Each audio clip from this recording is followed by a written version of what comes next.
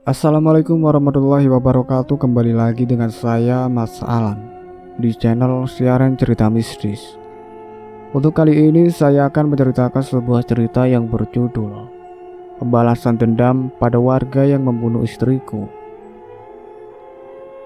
Sebelum kita masuk ke ceritanya, jangan lupa untuk like, komen, subscribe channel ini dan nyalakan juga lonceng notifikasinya agar tidak ketinggalan cerita-cerita dari channel ini. Dan seperti apa ceritanya? Mari kita dengarkan. Awalnya, keadaan desa biasa saja. Namun semuanya berubah saat kami kedatangan warga baru, keluarga Bapak Rusli. Begitu kami menerka setiap terjadi perkara. Gerimis tipis membuat desa terlihat lebih gelap dari biasanya. Suara jangkrik nampak nyaring. Kabut mulai menutup pandangan. Pukul 5 sore.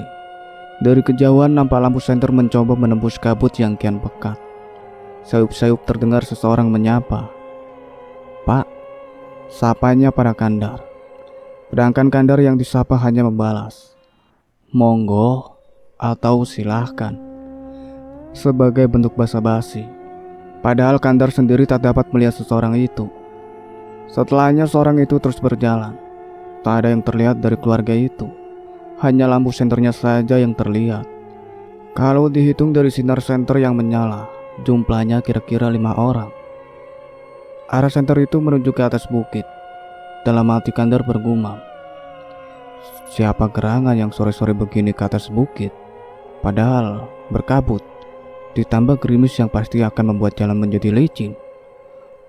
Malam berganti pagi. Kabut tipis masih tersisa.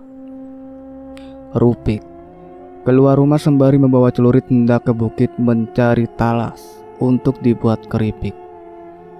Dibangunkannya suaminya untuk bergegas ke sawah. Pak, bangun, sudah pagi, segera ke sawah," kata Rupik sembari mengguncang-guncangkan tubuh suaminya.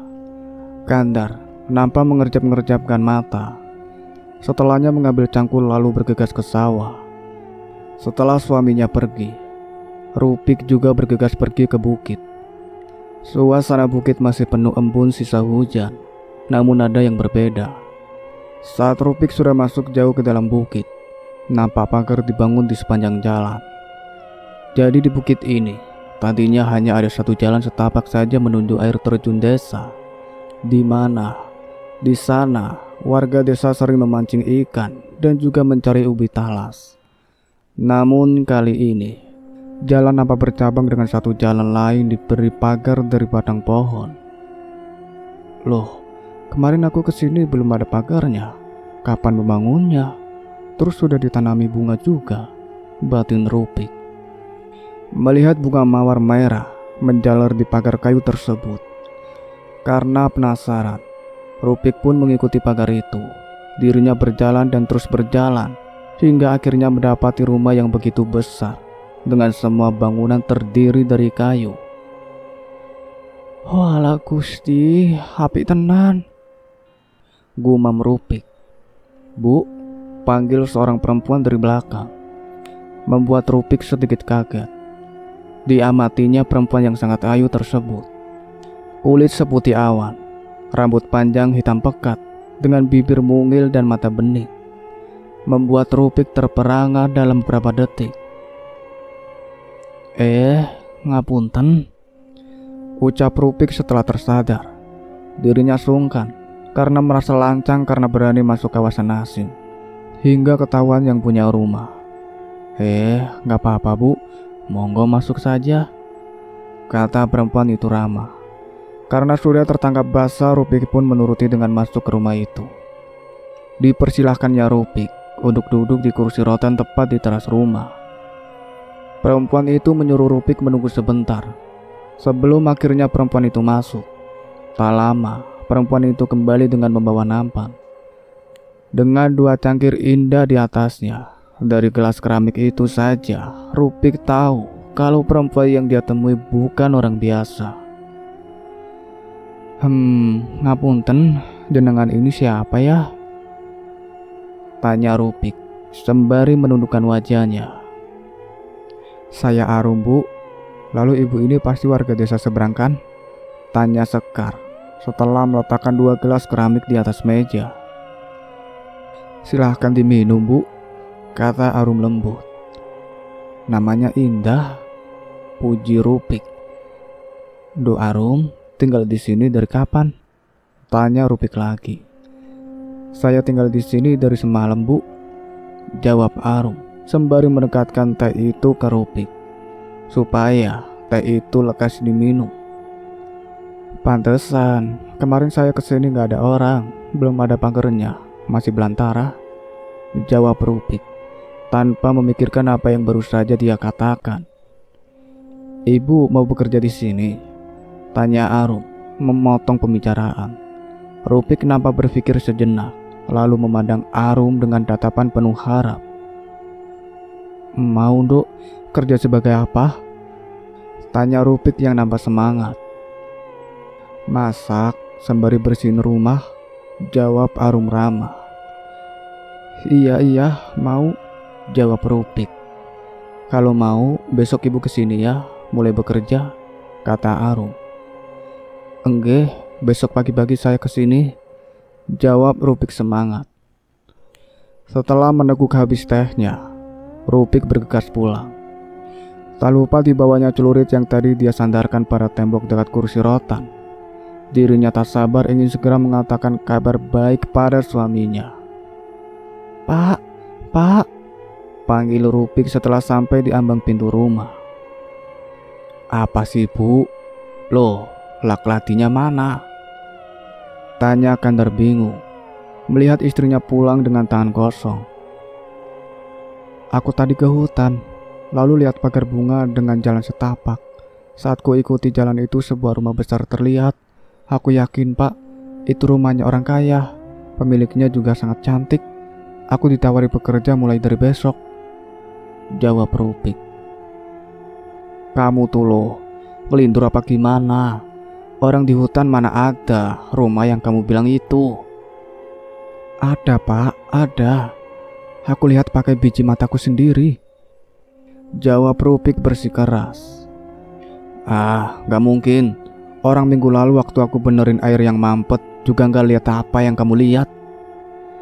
Iya sih, Pak, kemarin aku juga nyari keladi, gak ada apa-apa. Tapi aku gak mungkin salah lihat. Memang ada kok rumahnya. Bahkan aku mampir dan dibikinin minum sampai ditawarin kerja, jawab Rupik masih yakin dengan apa yang dia lihat. Kamu ngelamun mungkin. Sudah, masak sana, jawab Kandar yang masih meragukan apa yang istrinya lihat. Pokoknya besok aku akan tetap ke sana dan mulai bekerja, jawab Rupik sembari beranjak dari tempat duduknya.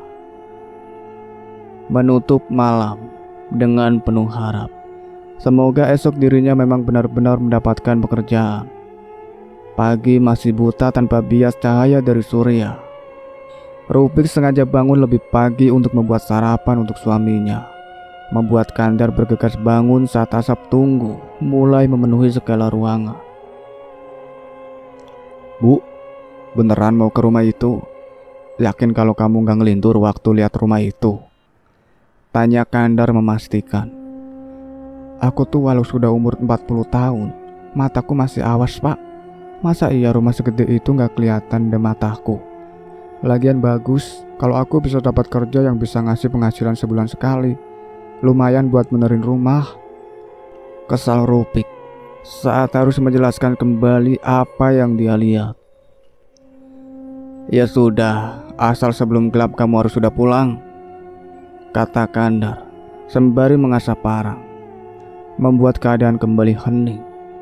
Saat matahari perlahan-lahan mulai kelihatan, Rupik bergegas ke bukit setelah memastikan makanan sudah tersedia di atas meja.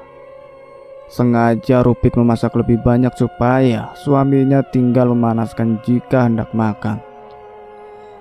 Saat Rupik sudah di halaman rumah calon majikannya, terlihat Arum tengah menjemur baju. Di pandangannya Rupik dengan wajah senang, lalu berhambur mendekat ke arah Rupik. Saya kira ibu gak jadi datang, kata Arum senang. Jadi non, saya butuh pekerjaan ini soalnya, jawab Rupik merendah.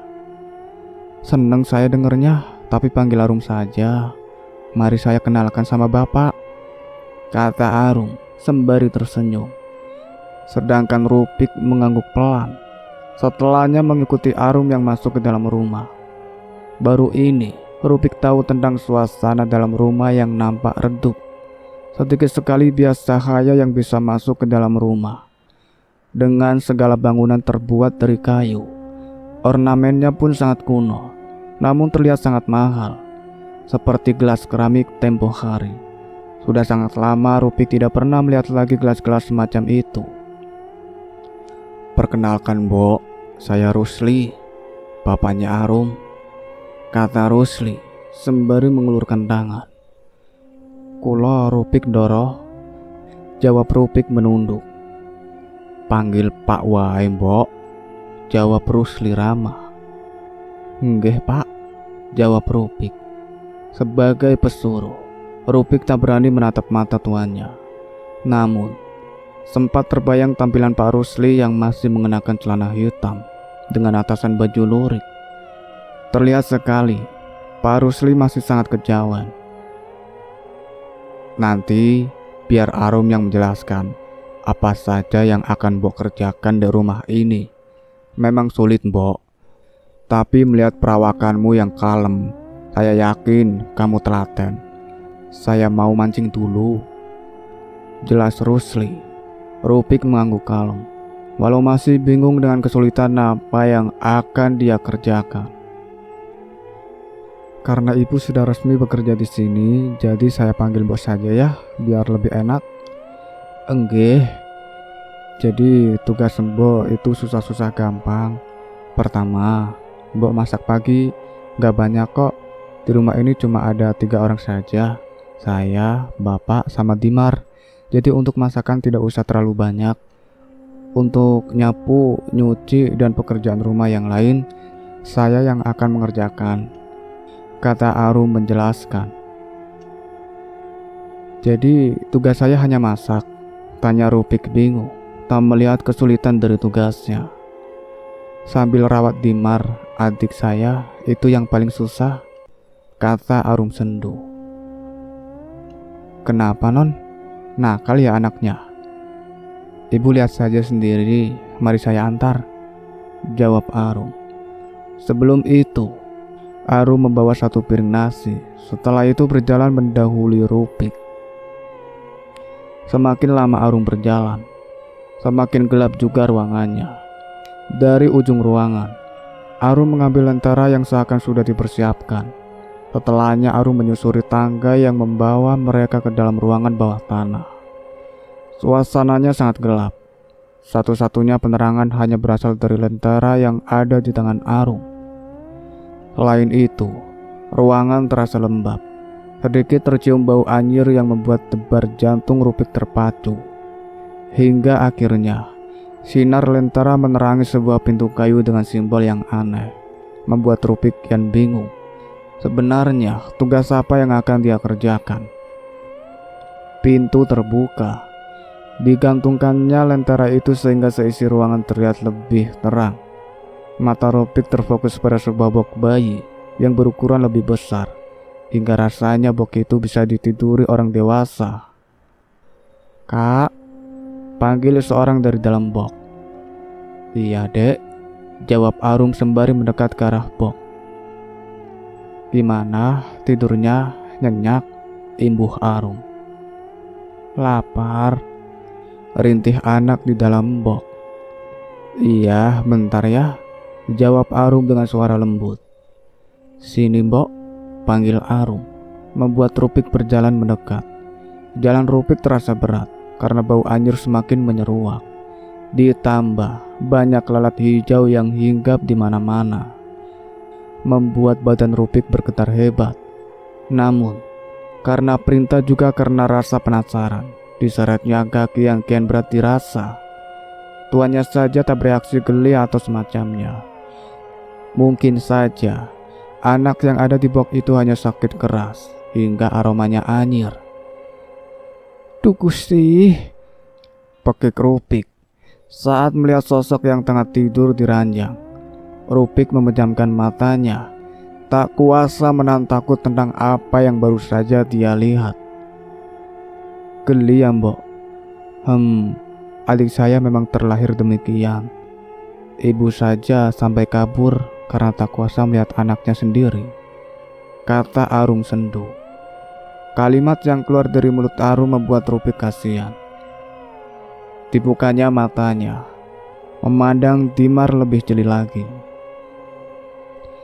Ini teluh non, jawab Rupik melihat kondisi Dimar. Kondisinya sangat mengenaskan. Tak ada mata, tak ada tangan, tak ada kaki, tak ada tengkorak kepala, sehingga otaknya terlihat. Itulah yang membuat aroma anyir menyeruak sedari tadi. Otaknya bahkan dilimuti ulat. Lingkar matanya bernanah. Tangan dan kakinya seakan dipotong dengan luka yang tak pernah mengering. Saya tahu, makanya Bapak kesini untuk cari obatnya.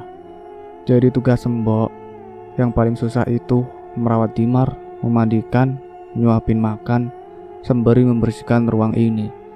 Sebulannya mbok akan dapat 5 juta. Tapi satu pesan saya mbok, jangan sampai orang tahu tentang rumah ini dan juga tentang Dimar, jelas Arum.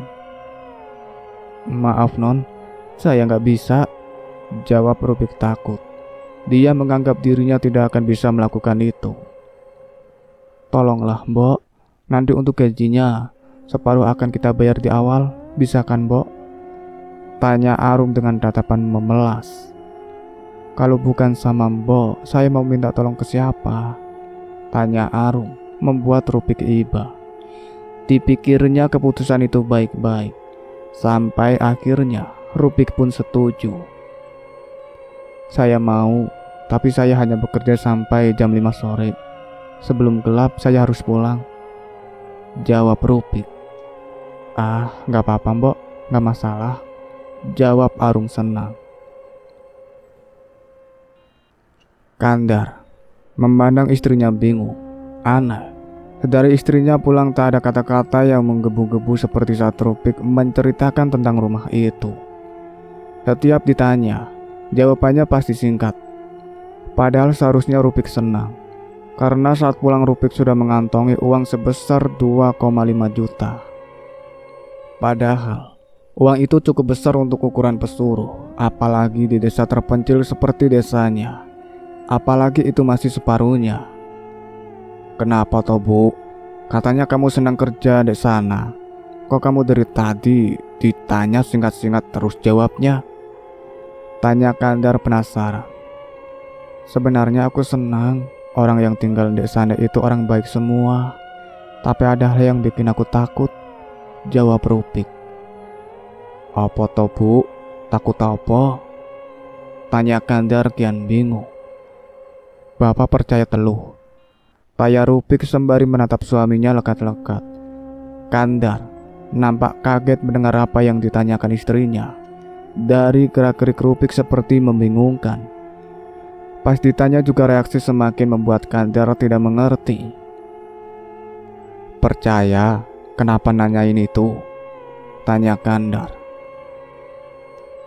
Tadi tiba-tiba suara kentongan membuat Rupik menghentikan kata-katanya. Bergegas keluar rumah untuk tahu apa yang membuat kentongan itu sampai berbunyi. Ono apa? Tanya Rupik setelah mendekat ke pos ronda. Anaknya Pak Kades meninggal, jawab salah satu warga. Yang mana? Tanya Kandar ikut prihatin. Yang sulung juga meninggal karena terpeleset waktu memancing di air terjun, jawab warga menjelaskan. Walah Gusti, gumam Rupik. Bergegas Kandar menutup pintu rumah, lalu bersama warga lain menuju kediaman Pak Kades. Sedangkan Rupik sudah lebih dulu ke sana. Namun Kandar terkejut saat melihat sayup-sayup Nonok tengah menatapnya tajam. Wonge balik kowe molo. Wonge balik. Ucap Nonok sembari berlalu. Wong edan, ucap Kandar kesal, lalu bergegas ke rumah Kades. Saat sudah sampai di kediaman Kades, Kandar berpapasan dengan warga lain yang sudah membawa cangkul. Warga terlihat buru-buru, belum juga menegur. Warga sudah mengajak Kandar langsung membuat kubur. Pak Kandar, langsung saja siapkan kubur. Tenda sama kursi sudah ditata soalnya, ucap warga. Loh, apa nggak dienepin toh? Orang udah hampir gelap, tanya Kandar bingung. Enggak, kepalanya pecah, darahnya nggak mau berhenti. Terus sudah dihingapin lalat, makanya itu harus dikubur malam ini, ucap warga yang lain. Ya udah, mari, ucap Kandar bergegas. Pi, kamu besok gak bisa bantu-bantu ya? Gak bisa, aku soalnya kerja, jawab Rupik sembari sibuk mengupas bawang. Kerja apa? Ya, nyari talas toh, tapi sore aku akan langsung ke sini, tenang saja, ucap Rupik. Ya udah, kasihan lo juga, pamitnya mancing, tapi kepleset sampai kepalanya pecah, ucap Inah prihatin. Udah nasibnya nah, makanya anak kamu jangan boleh main ke air terjun sendirian, ucap Rupik. Enggak bakal tak bolehin, ucap Inah yang hanya dibalas anggukan kecil dari Rupik. Sedangkan itu, Kandar tengah bergegas ke kuburan. Hari sudah mulai gelap. Satu-satunya cahaya hanya dari lampu senter yang dia bawa, itu pun dipinjam warga. Saat Kandar mengarahkan senter ke arah pepohonan, tertangkap sosok perempuan berbaju coklat tengah menatapnya dengan tersenyum. Namun, saat dilihat lebih jeli, perempuan itu menghilang. Tuh Gusti, sambat Kandar dalam hati. Ayo Pak, digali, ucap yang lain. Kandar pun mengikuti. Dikeruknya tanah itu menggunakan cangkul. Jujur saja, bukan hanya kali ini dia membantu warga untuk membuatkan kubur di malam hari. Namun suasana seram baru kali ini dia rasakan. Bulu kuduknya meremang, keringat dingin menguncur membasahi jidatnya. Sembari berdoa, Kandar terus melakukan tugasnya sampai akhirnya selesai. Sampun rampung, Pak Latif dikabarin kalau semuanya udah siap, ucap Kandar. Dengan sigap warga pun mengabari keluarga Pak Kades. Hingga tak perlu menunggu lama, rombongan pun datang membawa keranda. Pak, ikutkan nguburinnya, tanya Kandar pada Pak Kades yang menjaga jarak dari jasad anaknya. Kamu aja man, saya nggak sanggup, ucap Pak Kades dengan mata sembab. Kandar pun mengangguk. Dengan dibantu dua warga lain, Kandar masuk ke liang kubur. Saat kain keranda dibuka, semua menangis histeris. Awalnya Kandar bingung, namun saat bau busuk menyeruak, Kandar pun paham. Dengan hati lapang, Kandar menerima jasad Yoga. Kafannya tak lagi putih. Luka yang ada di kepalanya menyebabkan kain kafannya bersimbah darah. Bukan hanya di kepala, namun di sekujur tubuhnya. Sing tenang ger, ucap Kandar saat melepas tali kafan yang mengikat tubuhnya. Namun, Kandar kaget bukan main saat sayup-sayup seperti terdengar rintian. Tolong Pak Ti, ucap entah siapa. Awakmu, krungumu, tanya Kandar. Ora, wes, gendang, ucap warga. Setelah selesai melepas tali kafan, Kandar dan yang lain kembali kaget hingga meloncat naik saat ribuan kelabang keluar dari jasad itu sembari bau busuk yang makin tak tertahankan. Saat sudah di atas, Kandar bergegas mencangkul tanah agar baunya tidak menyeruak kemana-mana. Sedangkan kelabang yang tadinya dia lihat, juga rintihan minta tolong yang Kandar dengar akan menjadi cerita untuk dirinya sendiri. Setelah menyelesaikan tugasnya, Kandar dan yang lain pun beranjak dari kubur. Namun baru saja Kandar berbalik, tatapannya kembali bertemu dengan tatapan perempuan berbaju coklat yang sempat dia lihat. Untuk sesaat, keduanya membeku, sampai saat sosok perempuan itu menyunggingkan senyuman. Namun, Kandar membuang muka. Heran, kalau kakinya nampak di tanah, pasti aku benar-benar ngira kalau dia manusia. Gumam Kandar di tengah-tengah orang yang bergegas meninggalkan kubur.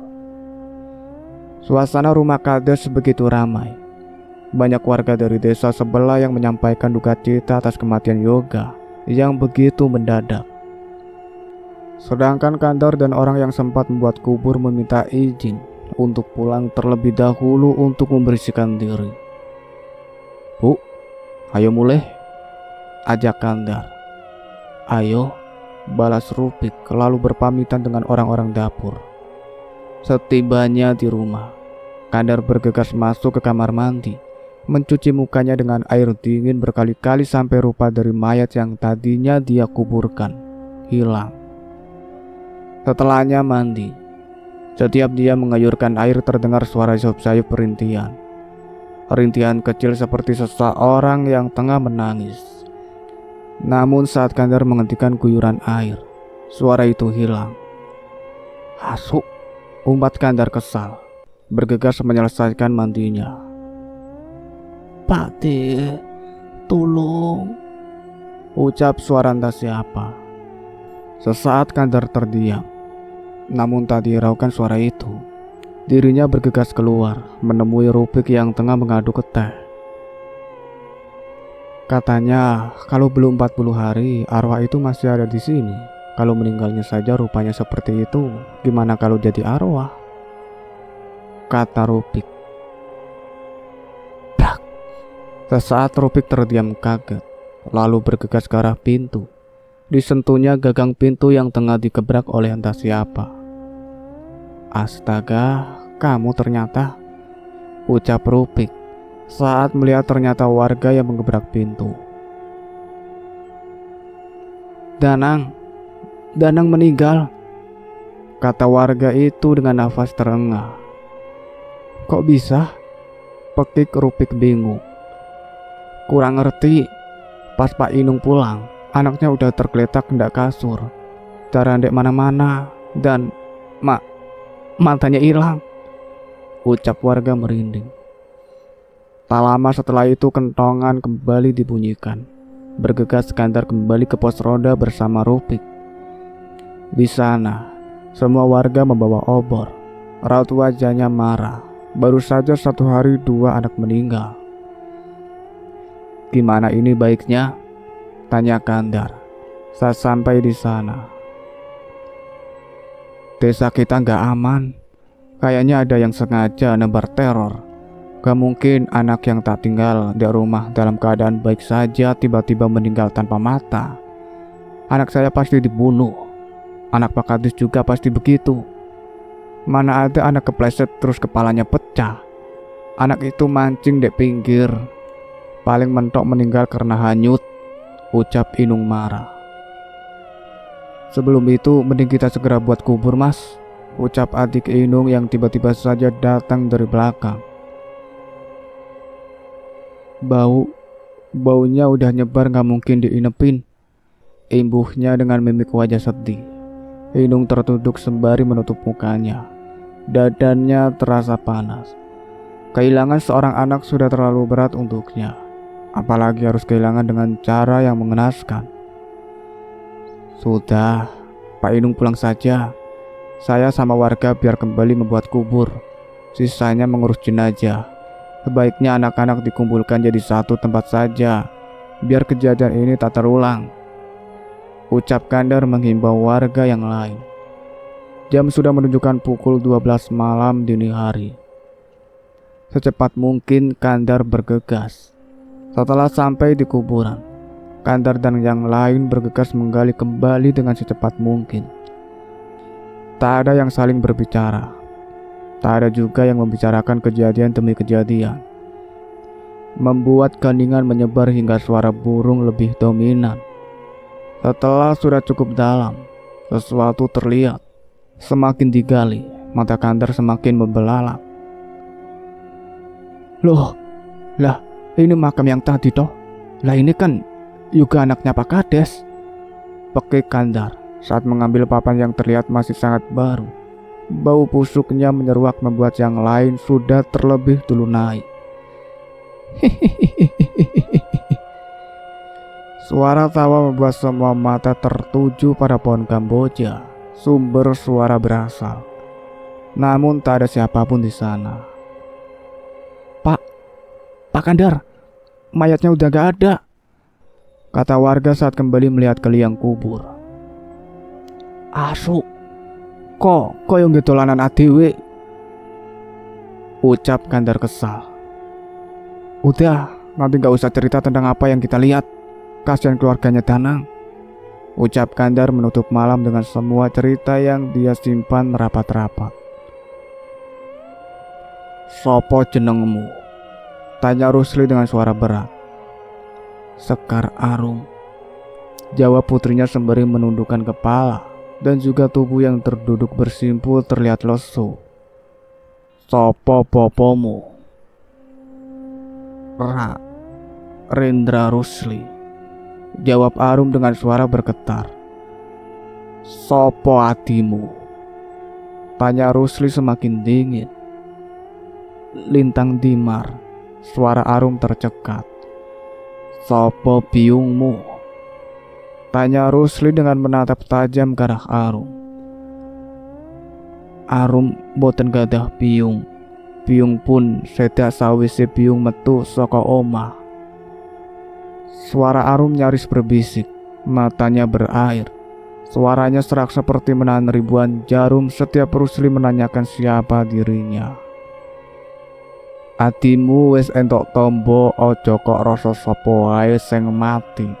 Hatimu lara digawe uwong, awakmu ya ero. Salahe bapak ning endi pas bapak njaluk ijol karo sing gawe jalaran. Ger, bapak utuh wong bener. Bapak mung bapak sing gak iso ndelok anake kelarang, jawab Rusli dengan suara sedih. Sapurane bapak, jawab Arum sembari memegang kaki Rusli, menyesali keluhannya atas kematian anak yang tidak bersalah. Padahal Sekar tahu benar siapa yang lebih dulu membuat perkara. Rupik menundukkan kepalanya saat mendengar sebuah percakapan dari dalam rumah. Tangannya yang hendak mengetuk pintu diurungkan olehnya. Rarendra, gumam Rupik di dalam hati, seperti tidak asing dengan nama yang baru saja disebutkan oleh Arum. Namun, disimpannya segala resah yang coba dia hubungkan seperti potongan puzzle. Untuk diendapkan dulu di kepalanya, kini rasa penasaran tertuju pada Dimar. Dok, dok, dok. Rupik menunggu yang punya rumah membukakan pintu. Tak lama, Arum keluar sembari menatap datar ke arah Rupik, membuat Rupik berdebar. Sudah dari tadi ya, Mbok? Tanya Arum. Baru saja sampai, Nang. Maaf terlambat, ucap Rupik.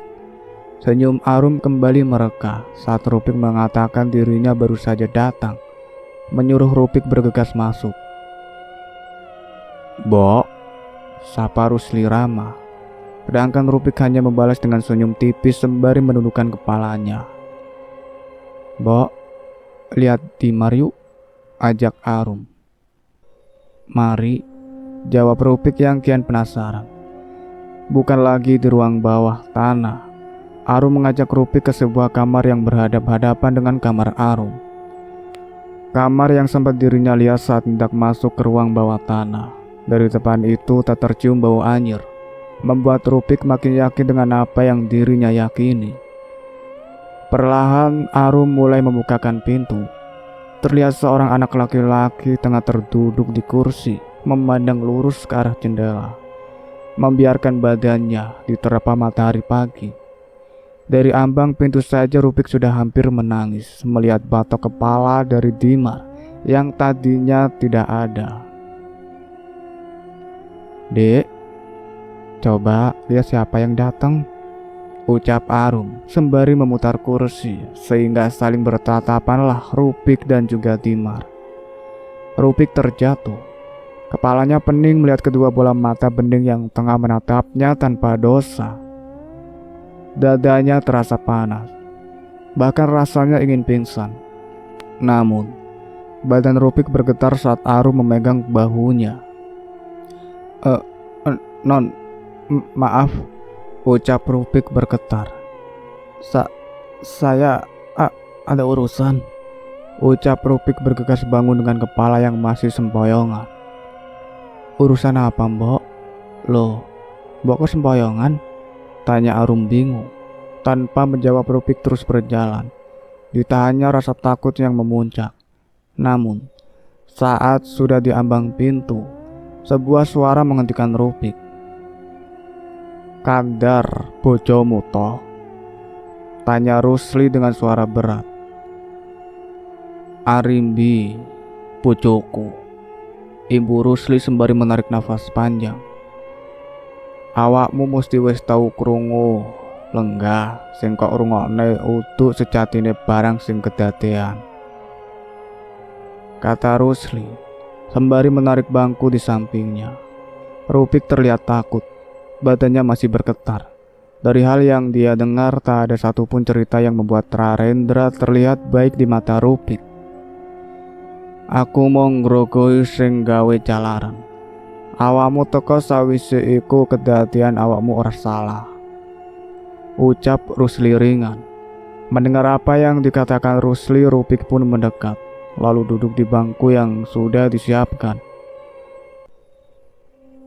Arum, mlebu, jogo atimu, perintah Rusli sebelum menjelaskan, membuat Arum bergegas masuk. Walau terlihat jelas raut wajah kecewa di matanya. Arimbi, sopo sing gak ngerti tekne kembang desa. Ayu pasuryane, alus tuture, becik tumindake. Wong irane aku main dukun iso ngoleh neteke. Aku tani, lemah gak sepiro wani ngrabi tekne anak priyayi. Rusli menelan ludah sekaligus kepahitan yang dia rasakan secara bersamaan, sebelum akhirnya melanjutkan cerita. Awal menikah, semua berjalan lancar.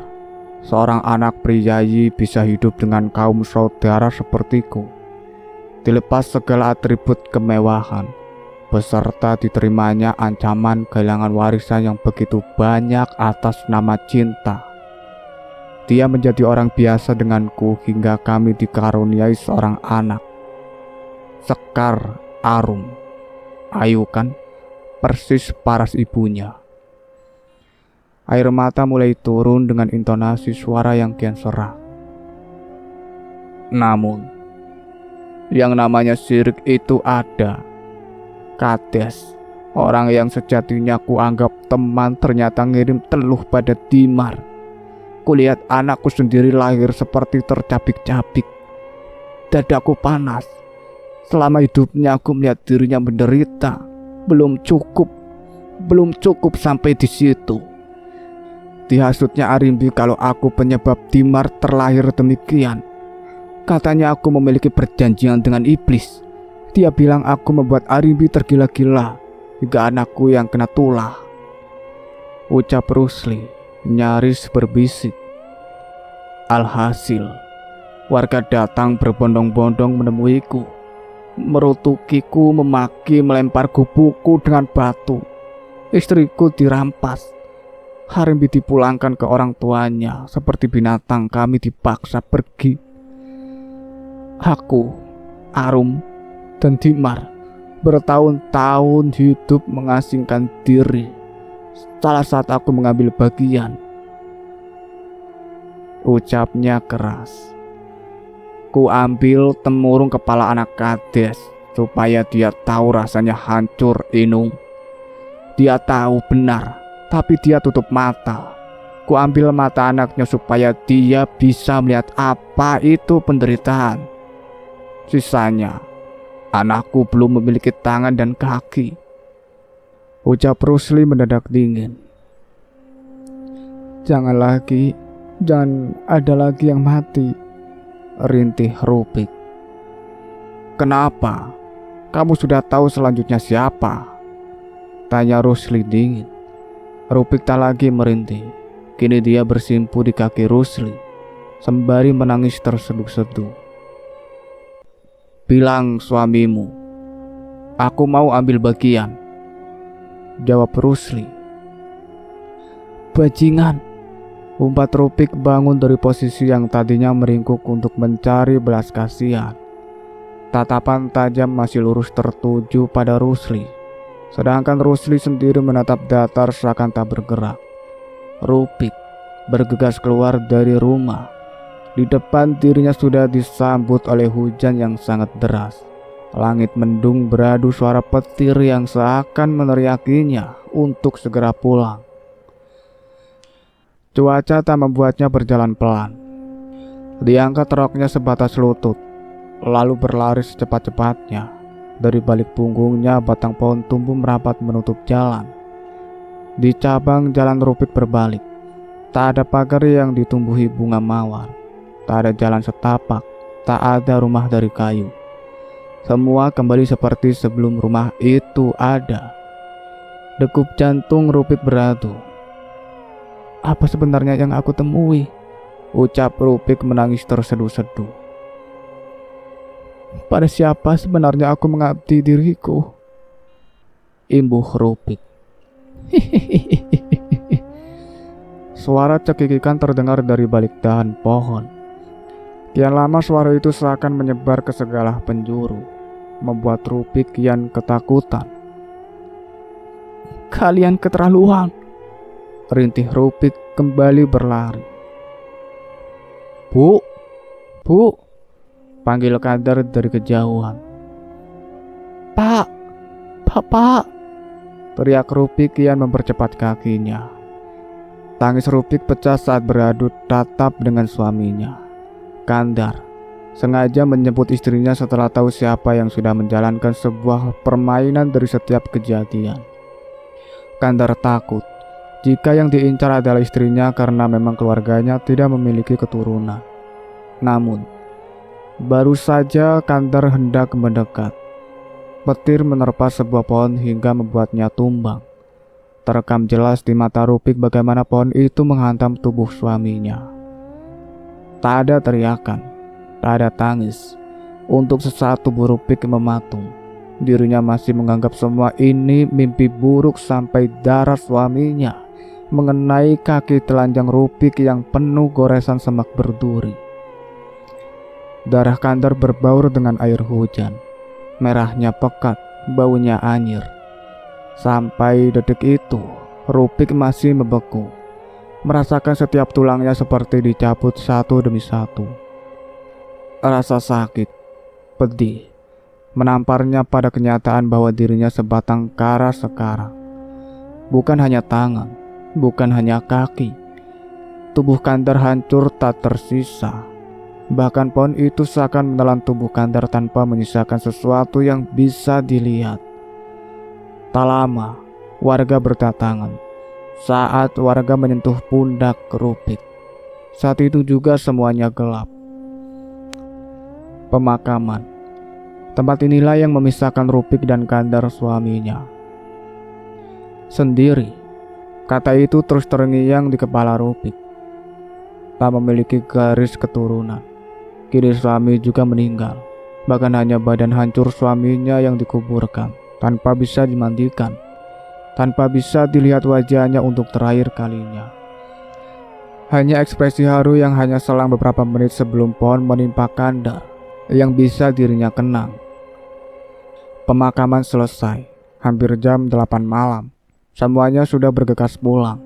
Hanya Rupik yang seakan enggan meninggalkan suaminya, memberikan dirinya melamun sembari membelai nisan kayu Kandar. Sekarang sudah impas, kata seorang perempuan berkerudung yang tiba-tiba saja bersimpu di dekatnya. Dosanya sudah dibayar lunas, tragedi masa lalu sudah tinggal cerita, imbuh perempuan itu.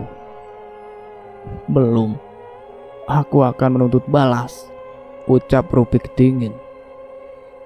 Pada siapa? Mereka sudah mati. Pada siapa? Mereka sudah mati, menepi ke kota. Mereka bahkan terbakar hidup-hidup sebelum berangkat. Bahkan, suamimu melemparkan api itu ke rumah kami. Ada yang hilang dari ingatan mereka, bagaimana warga yang membunuh keluargaku dengan keji.